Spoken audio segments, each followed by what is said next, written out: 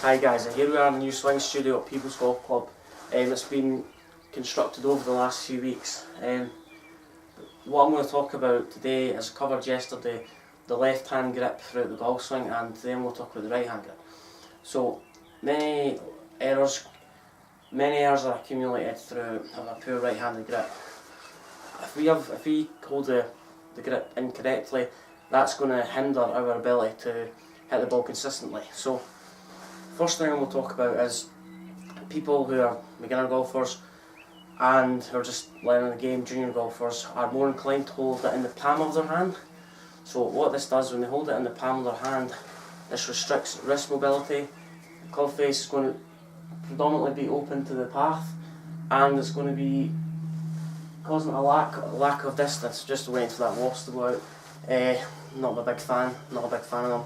So people hold it too high in the palm. What this does is they grab it like a hammer. So they don't hold it like as if they're tossing a coin. They grab it like a hammer, and then this induces a lot of power. So a lot of problems culminate from that, and it renders the golf swing in a pretty significant way.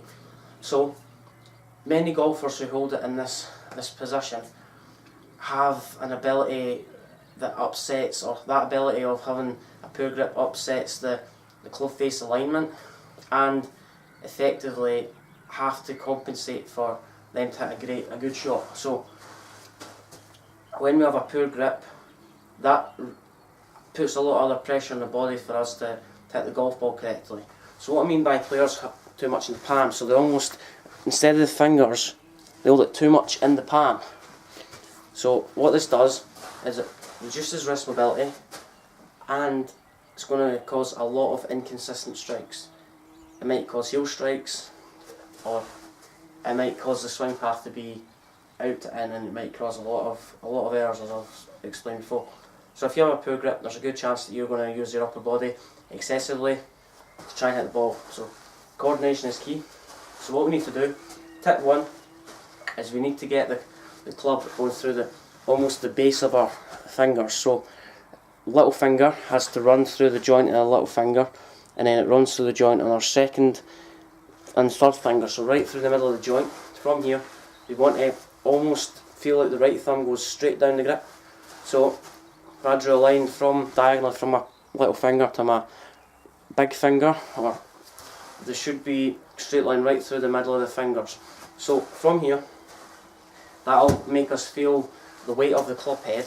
And if we look down, so I'll come close to the camera, so right hand on the grip. From here, we want to feel like there's a gap between our second and third finger. So as we grip the club, there should be a slight gap in our second and third finger. So we feel like we're maintaining constant pressure with the two fingers, because they're the pressure points on the grip. And we need to focus on our right hand now. So our two thumb, if we close our right hand, we can't see our left thumb. So if we place our hands, the trigger finger, so you need to hook that around the grip, and then our fingertip of our forefinger and our thumb should be touching. So our forefinger should be touching our thumb. From here, we need to feel constant pressure.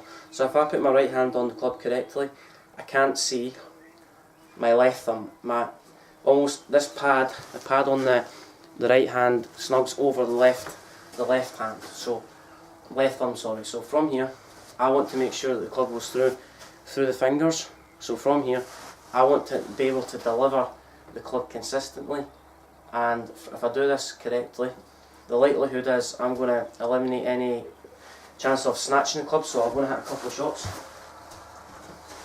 So golfers who hold it like a hammer, they increase wrist mobility in their right wrist, so the swing up becomes narrow from here, and lose a lot of rhythm. So what we need to do is almost use this trigger finger, push our hands down the grip, so feel like we've got a bit of pressure, feel like that we maintain that position all the way through. So if you hold it like a hammer, then we're inclined to pick the club up quite quickly, we snatch it away, we'll lose swing path, we'll lose face to path, we'll send us strike, club head speed, angle attack, you name it, all the 5 impact factors. Your ball flight characteristics may vary, but all we need to do is grip the club, so through the fingers, thumb down the grip, feel like we're tossing a coin, so almost that pincher action, and not as opposed to hitting it like a hammer. from here, my hands are going to be working as a unit. They're going to be working in unison instead of this right hand. If you do hold it like a hammer, hit the wrist hinge quite quickly, you're going to reduce the width of arc, and the likelihood is you're going to hit inconsistently. So hit down the club slightly, pinch your action and hit the ball. Hit one more. That's a weird action for me. So I'm feeling like I'm almost putting a bit of pressure on the back of this left thumb.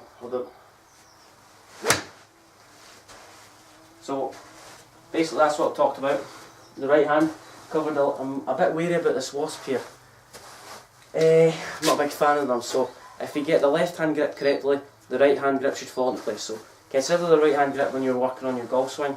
The left hand hinges, I covered this in a video a couple of weeks ago, left hand hinges the right wrist set. So we need to get the right hand grip pretty good in a pretty good action. So coordination is key, so both hands should be working together. If any of my tips help, subscribe to my channel at Allan Golf. Follow me on 2 other social media platforms at Allan Golf Facebook and Allan Golf on Twitter. Thank you.